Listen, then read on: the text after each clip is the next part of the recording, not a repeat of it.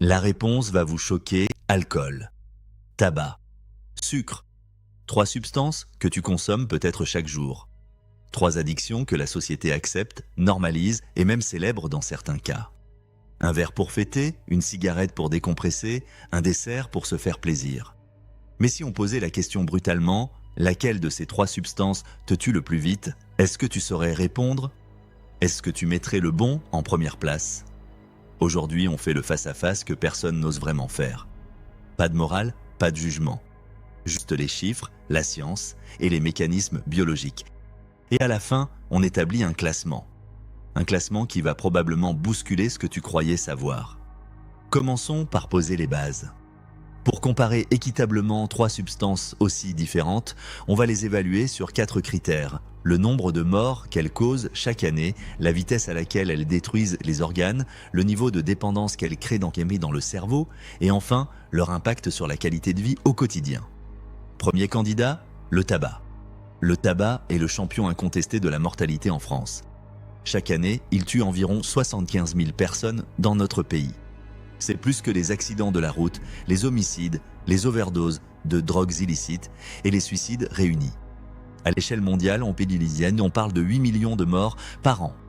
C'est un Boeing 737 qui s'écraserait toutes les heures, 24 heures sur 24, 365 jours par an. Le tabac agit lentement mais sûrement. Il ne te tue pas en quelques mois. Il installe un processus de destruction silencieux qui dure des décennies. Les poumons accumulent les dommages année après année. Les artères se rigidifient progressivement. Le risque de cancer augmente à chaque cigarette. Et quand les symptômes apparaissent, il est souvent trop tard pour inverser totalement les dégâts. Sur le plan de la dépendance, la nicotine est une molécule redoutablement efficace. Elle atteint le cerveau en 10 secondes après inhalation, plus vite que n'importe quelle drogue injectable. Elle élabore une dose massive de dopamine, puis disparaît rapidement, forçant le fumeur à recommencer. En termes de difficulté à arrêter, les études placent la nicotine au même niveau que l'héroïne. Pas au-dessous. Au même niveau. Deuxième candidat, l'alcool. L'alcool tue environ 41 000 personnes par an en France, selon Santé publique France.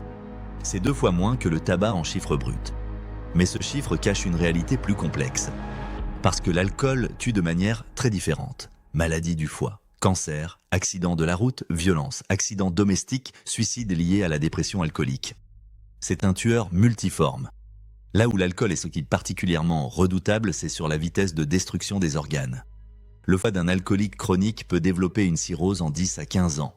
Le cerveau est attaqué directement par l'éthanol, les neurones meurent, la mémoire se détériore, le contrôle des émotions disparaît. Et contrairement au tabac, l'alcool impacte aussi profondément l'entourage. La violence domestique, les accidents impliquant des tiers, les traumatismes familiaux, l'alcool est une substance dont les dégâts dépassent largement celui qui boit. Sur la dépendance, l'alcool crée une addiction à la fois physique et psychologique particulièrement sévère. Le sevrage alcoolique peut être mortel, ce qui n'est pas le cas du tabac ni du sucre. Des convulsions, des délires, une détresse physiologique intense peuvent survenir lors d'un arrêt brutal chez un alcoolique sévère. C'est l'une des rares drogues dont le sevrage peut tuer directement. Troisième candidat, le sucre. Et là, beaucoup vont lever les yeux au ciel. Le sucre? Vraiment? On compare le sucre à l'alcool et au tabac? Oui. Et les chiffres sont terrifiants. Le sucre ne tue pas directement. Il tue en cascade. En alimentant l'obésité, le diabète de type 2, les maladies cardiovasculaires, l'inflammation chronique, certains cancers.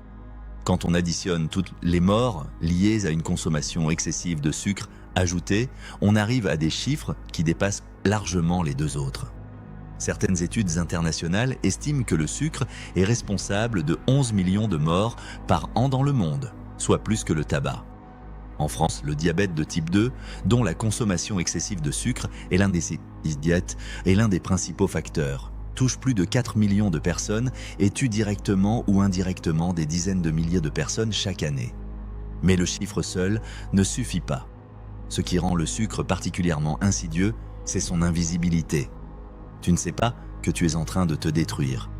Il n'y a pas de toux, pas de jaunisse, pas de signes extérieurs visibles pendant des années. L'inflammation chronique causée par le sucre travaille en silence, attaquant les artères, le foie le cerveau, pendant que tu continues à consommer sans te douter de rien. Et sur la dépendance, des études en neuroimagerie ont montré que le sucre active les mêmes circuits de récompense dans le cerveau que la cocaïne. Il provoque des pics de dopamine puis des chutes qui génèrent des envies irrépressibles. Des rats de laboratoire confrontés au choix entre cocaïne et sucre ont choisi le sucre dans la majorité des cas. Ce n'est pas une métaphore, c'est de la neurobiologie. Alors quel est le classement final ? En termes de mort directe et immédiat, le tabac reste le champion solitaire de la mortalité en France avec 75 000 décès par an. Il est le tueur le plus documenté, le plus constant et le plus prévisible. En termes de vitesse de destruction des organes et d'impact sur l'entourage, l'alcool est le plus dévastateur à court terme. Il détruit plus vite, plus violemment et ses dégâts touchent aussi ceux qui ne boivent pas. En termes de mortalité globale mondiale et d'impact silencieux à long terme, le sucre est probablement la substance la plus meurtrière de la planète. Et la moins surveillée, la moins réglementée et la plus omniprésente. Il y a quelque chose de fondamental à comprendre dans tout ça. Ces 3 substances sont légales. Elles sont vendues librement, parfois subventionnées par des politiques publiques, toujours défendues par des industries qui pèsent des milliards. Et elles tuent ensemble chaque année beaucoup plus que toutes les drogues illicites réunies. Ce n'est pas un hasard si elles sont légales. C'est un choix économique et politique. Et comprendre ça, c'est déjà commencer à reprendre le contrôle. Est-ce que ce classement t'a surpris ? Est-ce que tu aurais mis le sucre en première place avant de regarder cette vidéo ? Dis-le-moi dans les commentaires et dis-moi aussi laquelle de ces 3 addictions tu as du mal à contrôler dans ta propre vie. Sans jugement, juste pour qu'on puisse créer du contenu qui t'aide vraiment. Si cette vidéo t'a apporté quelque chose, abonne-toi. C'est exactement ce qu'on fait ici sur Bien Pu Être. Aller chercher les vérités qu'on préfère ne pas regarder en face pour mieux prendre soin de soi. À très bientôt.